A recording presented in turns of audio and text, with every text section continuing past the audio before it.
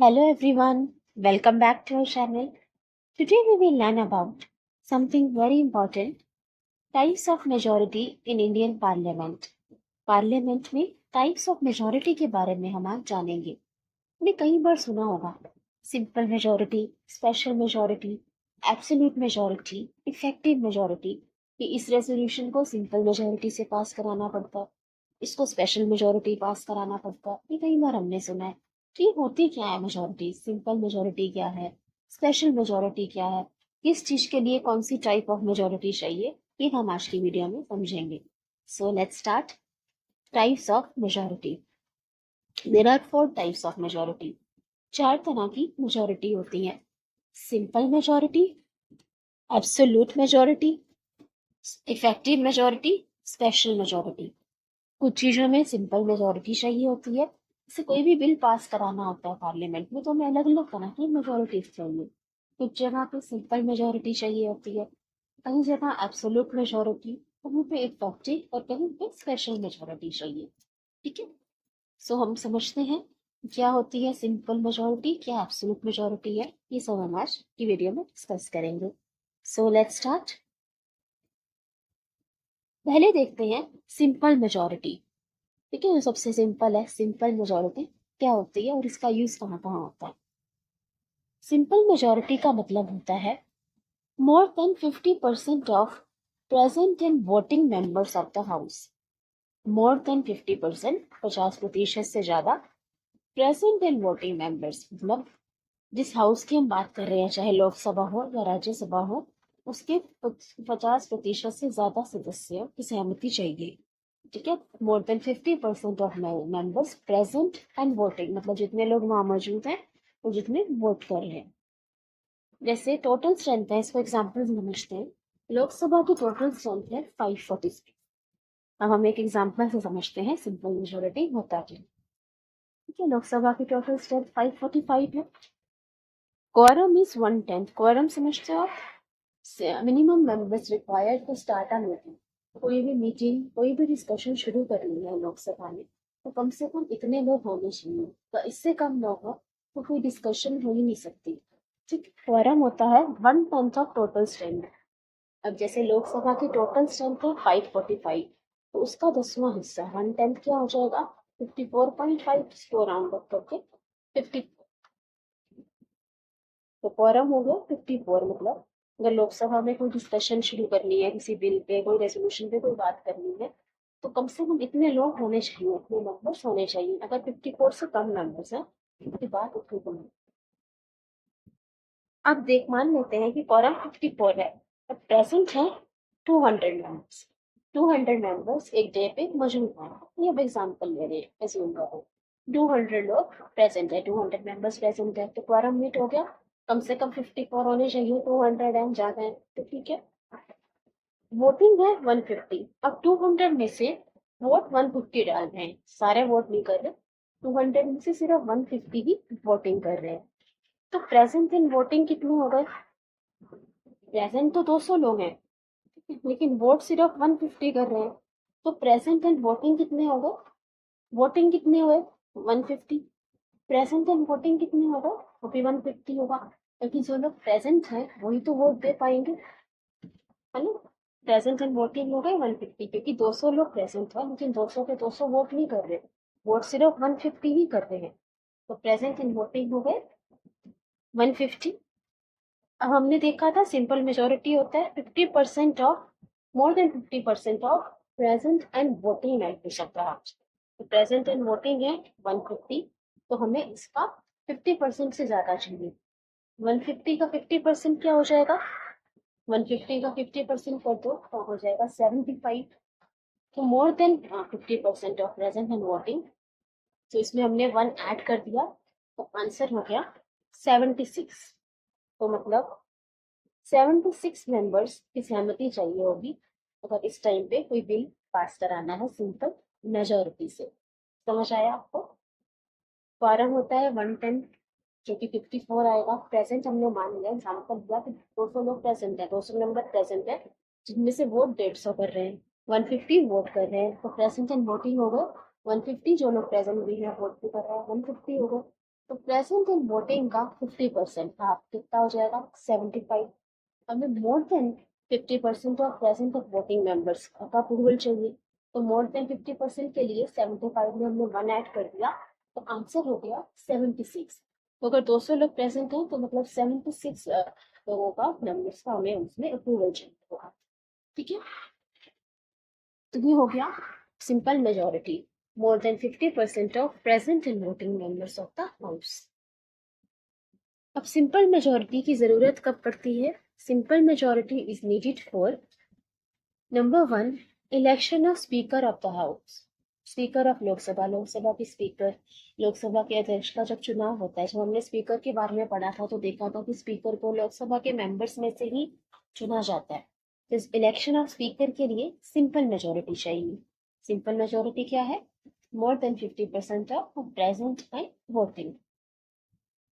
Ordinary bill, money bill, financial bill, हमें ordinary bill pass कराना है, मनी बिल पास कराना है, फाइनेंशियल बिल पास कराना है, तो उसके लिए चाहिए होती है सिंपल मेजोरिटी। इसे हम डिस्कस कर चुके हैं ऑर्डिनरी, मनी बिल और फाइनेंशियल बिल्स के बारे में। Admission and establishment of any state, अगर कोई नया स्टेट बनाना है तो उसके लिए भी सिंपल मेजोरिटी चाहिए। Alter name and area of any state, अगर किसी भी स्टेट का, किसी भी राज्य का नाम बदलना है या उसके एरिया में कुछ चेंजेस करना है, उसके लिए भी सिंपल मेजोरिटी चाहिए। तो इन सब के लिए सिंपल मेजोरिटी चाहिए होती है।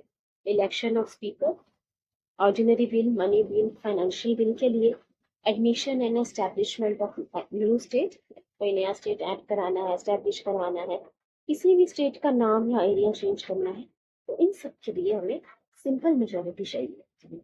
ठीक है, वैसे हमने लोकसभा के एग्जाम्पल से समझा, वैसे ही राज्यसभा में भी सिंपल मेजोरिटी निकालते हैं, more than 50% of present and voting members of the house. तो हम देखते हैं एब्सोल्यूट मेजोरिटी। एब्सोल्यूट मेजोरिटी क्या होता है? Absolute majority is more than 50% of total strength of the house. किसी भी हाउस की जो टोटल स्ट्रेंथ है, लोकसभा हो या राज्यसभा की, जो टोटल स्ट्रेंथ है उसका 50% से ज्यादा, उसके 50% से ज्यादा। यहाँ हम प्रेजेंट की बात नहीं कर रहे, प्रेजेंट या वोटिंग की बात नहीं कर रहे, टोटल स्ट्रेंथ के 50% से ज्यादा। जैसे सैंपल देखते हैं, लोकसभा की टोटल स्ट्रेंथ 545 है, उसका 50% हो गया, 50% ऑफ 545 आप निकालोगे तो आ जाएगा 272.5। इसको अगर हम राउंड अप कर देंगे, क्योंकि हमें मोर देन 50% चाहिए ना, तो इसको बढ़ा देंगे तो 273 वोट्स हो गया एब्सोल्यूट मेजोरिटी। एब्सोल्यूट मेजोरिटी क्या है?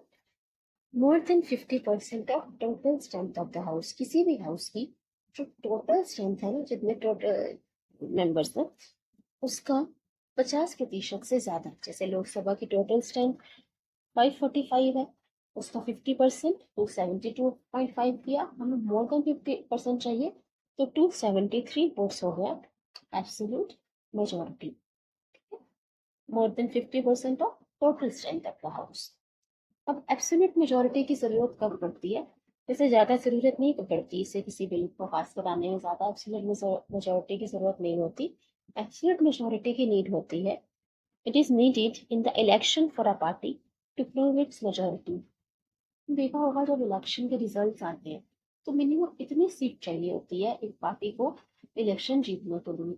कोई भी पार्टी को सरकार बनानी है, उसे इतनी सीट्स चाहिए। ठीक है, 273 वोट्स उसको चाहिए होते हैं कि वो अपना एक गवर्नमेंट बना सके। 273 सीट्स उसे चाहिए होती हैं, तो it is needed in the election for a party to prove its majority, required for a stable government, और उनकी सरकार बनी रहे, इसके लिए जरूरत पड़ती है एब्सोल्यूट मेजोरिटी की। ठीक है, आगे देखते हैं इफेक्टिव मेजोरिटी।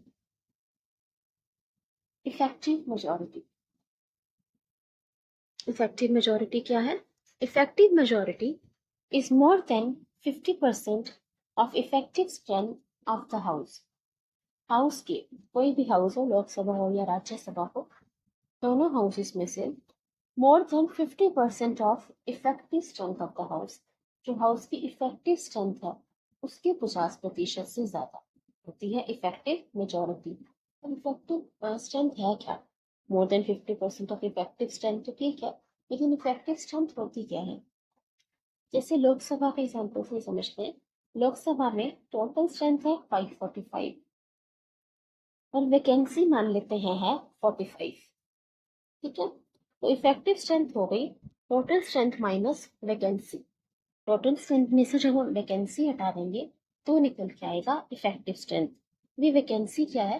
वैकेंसी मतलब जो पोस्ट खाली हो चुकी है, हो सकता है किसी मेंबर ने रिजाइन कर दिया, किसी की डेथ हो गई है, उनको रिमूव कर दिया, तो जो पोस्ट खाली है, जो जगह खाली है वो वैकेंसी। एब्सेंट है जो लोग, वो वैकेंसी नहीं है कि अभी लोग नहीं आ रहे, टेम्पोरली एब्सेंट है, वो वैकेंसी नहीं है।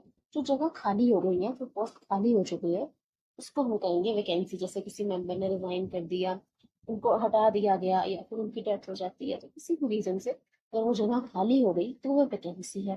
तुमने एज्यूम करा कि लोकसभा में टोटल स्ट्रेंथ है 545, वैकेंसी है 45, मतलब 45 जगह जो है वो अभी वैकेंट है फिलहाल। ठीक है, तो इफेक्टिव स्ट्रेंथ हो गई 555 माइनस 45 इज इक्वल टू 500। मतलब टोटल स्ट्रेंथ में से अगर आप वैकेंसी हटा दोगे, जो जगह खाली है इसको हटा दोगे, तो आपकी निकल आएगी इफेक्टिव स्ट्रेंथ। अब इफेक्टिव मेजोरिटी होता है more than 50% of effective strength of the house. Effective strength क्या हुई? 50% ऑफ 500, जो ये हमने इफेक्टिव स्ट्रेंथ निकाली थी ना 500, तो उसका 50% प्लस 1, मोर देन 50% चाहिए तो हमने 1 आउट कर दिया, तो आंसर हो गया 251 वोट्स। वैकेंसी में occur due to death, resignation, removal of the members. ठीक है, तो इफेक्टिव स्ट्रेंथ निकालोगे पहले। इफेक्टिव स्ट्रेंथ मतलब टोटल स्ट्रेंथ में से वैकेंसी हटा के। इफेक्टिव स्ट्रेंथ का 50% से ज्यादा है इफेक्टिव मेजोरिटी। इफेक्टिव स्ट्रेंथ की जरूरत पड़ती कब है? Effective strength is needed for removal of speaker और डिप्यूटी स्पीकर ऑफ लोकसभा और लेजिस्लेटिव असेंबली। लोकसभा की स्पीकर या फिर डिप्यूटी स्पीकर को हटाना हो, ठीक है, या लेजिस्लेटिव असेंबली के स्पीकर, विधानसभा के स्पीकर या डिप्यूटी स्पीकर को हटाना हो। रिमूवल ऑफ चेयरमैन और डिप्यूटी चेयरमैन ऑफ राज्यसभा। जैसे लोकसभा में स्पीकर होते हैं, राज्यसभा में चेयरमैन होते हैं, डिप्यूटी चेयरमैन होते हैं, तो उनको रिमूव करना हो तो उसके लिए हमें चाहिए होती है इफेक्टिव स्ट्रेंथ। क्या आप मुझे बताइए कमेंट बॉक्स में कि राज्यसभा के चेयरमैन कौन होते हैं? ये हमने काफी डिटेल में डिस्कस किया था।